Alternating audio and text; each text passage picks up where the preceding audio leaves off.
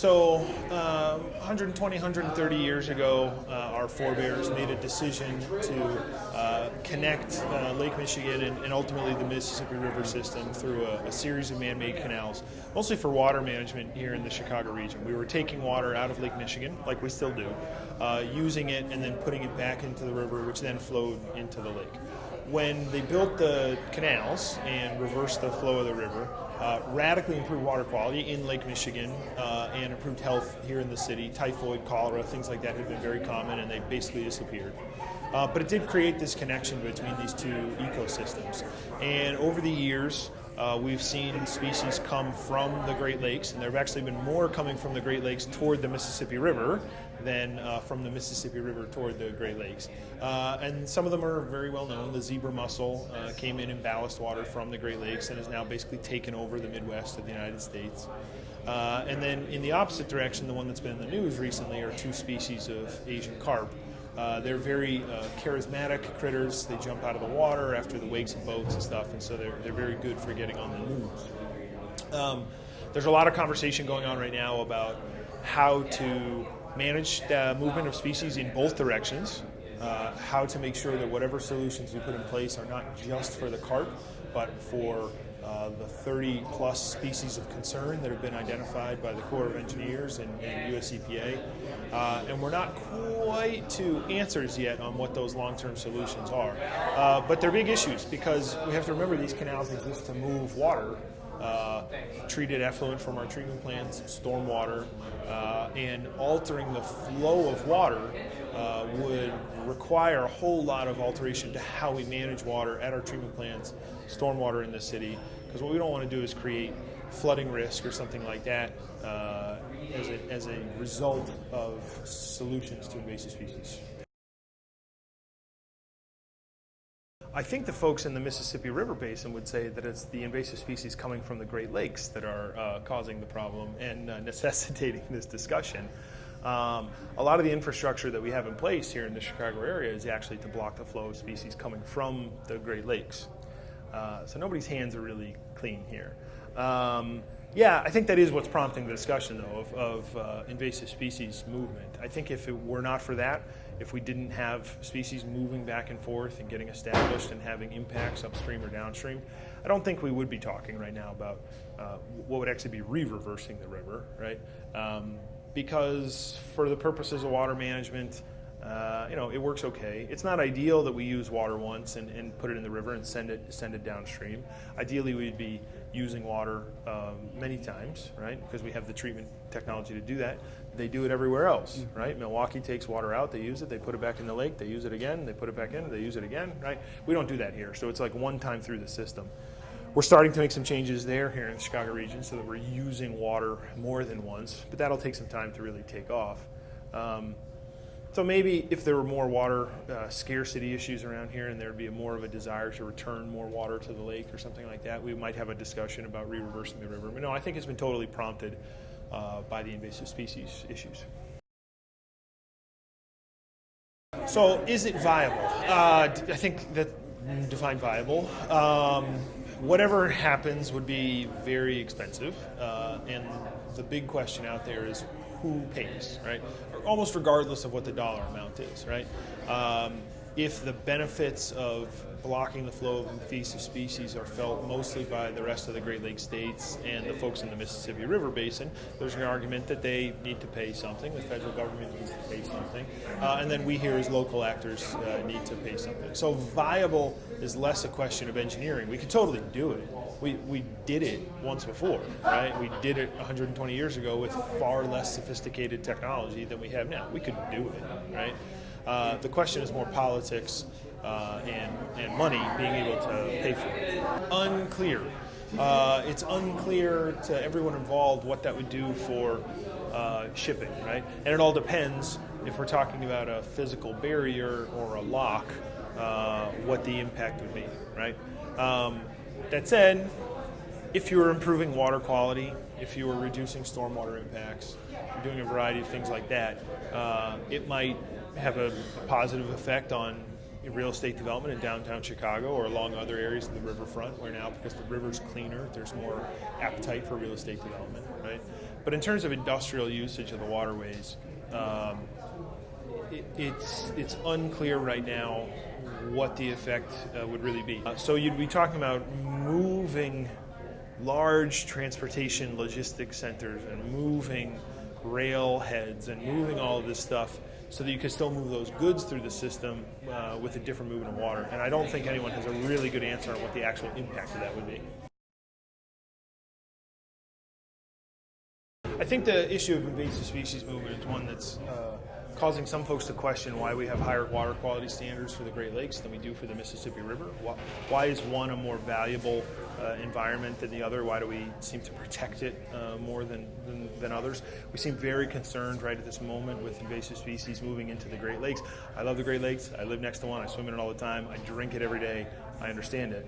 But our inland rivers, the Des Plaines River, the Illinois River, the Mississippi River, seem equally as valuable as an ecosystem, as an economic driver.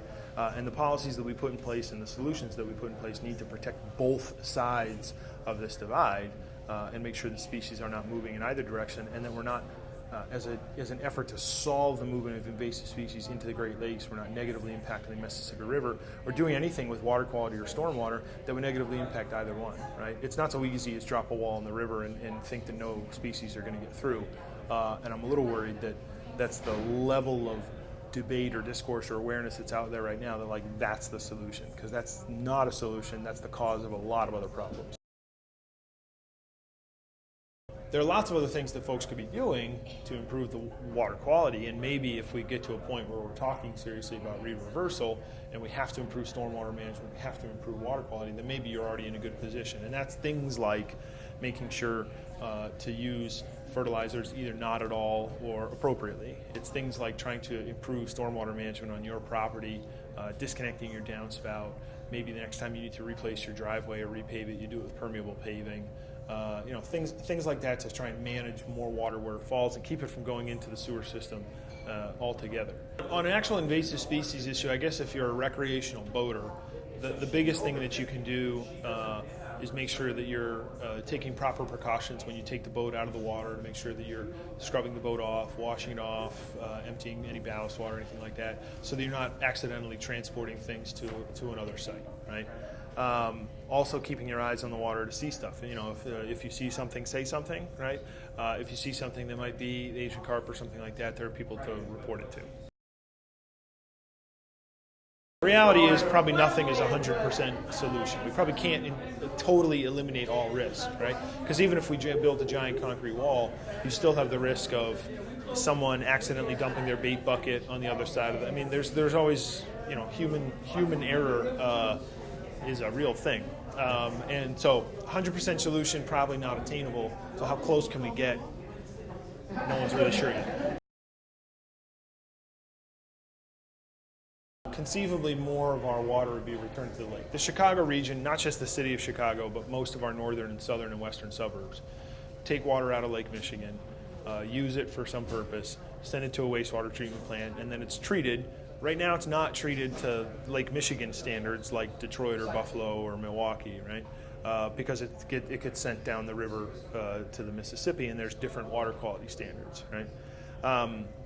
You would have to improve treatment at those plants if you're going to return water to the lakes. There's a cost to that. But the technology exists because everybody else does it, right? I think the bigger impact would be on stormwater management, where we still have overland runoff, we have combined sewer overflows, we have a lot of water that goes into the river basically every time it rains.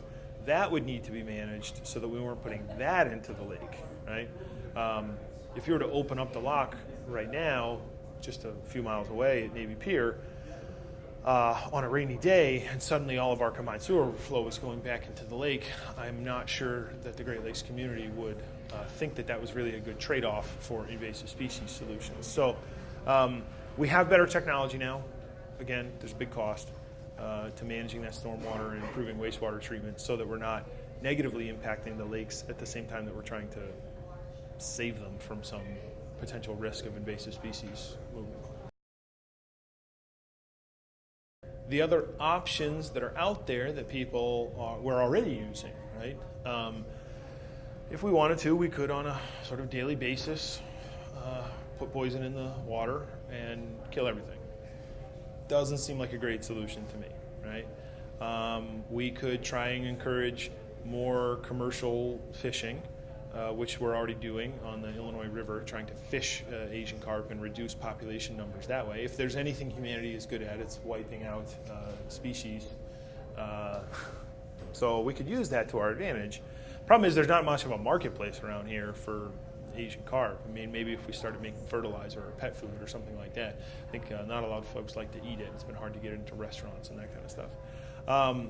So then you're left with a mix of things that are partial interventions, right? The electric barrier, ideas of using bubbles to sort of scare the fish into turning around, or sound, or lights, or something. And those all together, sure, they would deter the movement of Asian carp.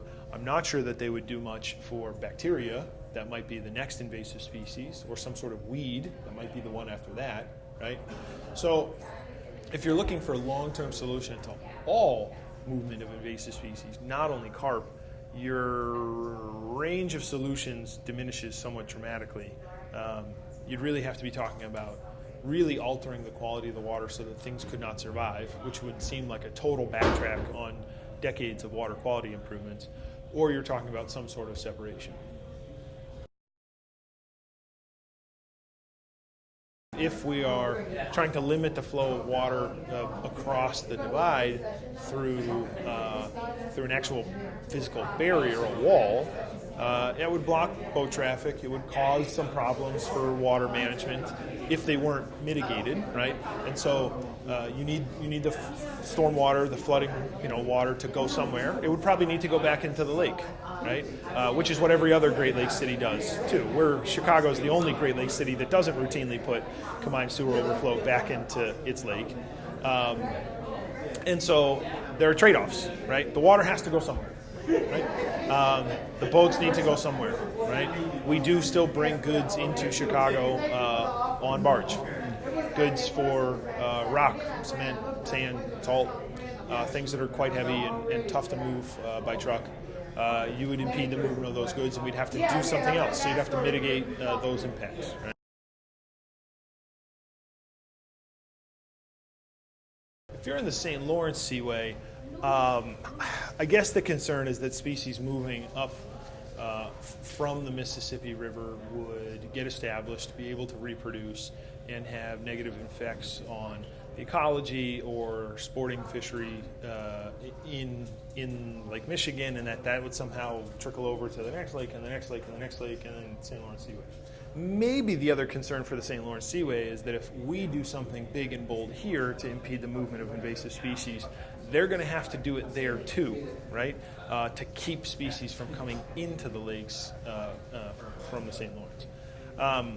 For folks elsewhere on the Great Lakes, a little closer to the Chicago area, whether it's Milwaukee or Gary or Traverse City or something, they're a little bit closer, and I think the concern there would be if the solution to invasive species leads to more pollutants going into the lake from stormwater runoff or something like that, I think that would be their primary concern, is water quality of Lake Michigan.